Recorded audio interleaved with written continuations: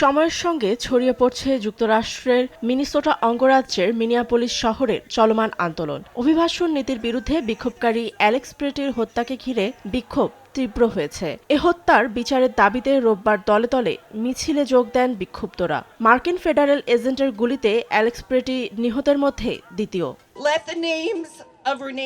বিক্ষোভে প্রাণ হারানো অ্যালেক্স ও রেনির নামে আমাদের আওয়াজ তুলতে হবে। ধর্মের স্বাধীনতা, বাক স্বাধীনতা, গণমাধ্যমের স্বাধীনতা, শান্তি ও ন্যায় বিচারের দাবি জানাচ্ছি।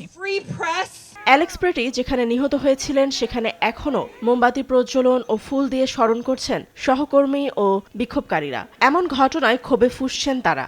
এ পরিস্থিতিতে অঙ্গরাজ্যের governor Tim Walz Minnesota National গার্ডকে সক্রিয় করে প্রেসিডেন্ট ট্রাম্পকে ফেডারেল এজেন্ট সরিয়ে নেওয়ার আহ্বান জানিয়েছেন।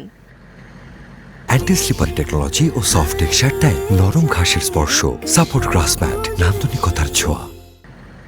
মার্কিন প্রতিরক্ষা কমান্ডার গ্রেগ বেভিনো বলেছেন, অভিবাসন বিরোধী অভিযান এখনও চলছে, তবে মিনেসোটার কর্মকর্তাদের বিরুদ্ধে আইন প্রয়োগে বাধা দেওয়ার অভিযোগ তুলেছেন তিনি। আমাদের টাইটেল 8 ইমিগ্রেশন মিশন অব্যাহত আছে। গতকালের ট্র্যাজেডি রাজনীতিবিদ, সাংবাদিক ও আন্দোলনকারীদের ভালো সিদ্ধান্ত নেওয়ার মাধ্যমে প্রতিরোধ করা সম্ভব ছিল। সীমান্তে অথবা অভিবাসন আইন প্রয়োগ করা আমাদের দায়িত্ব।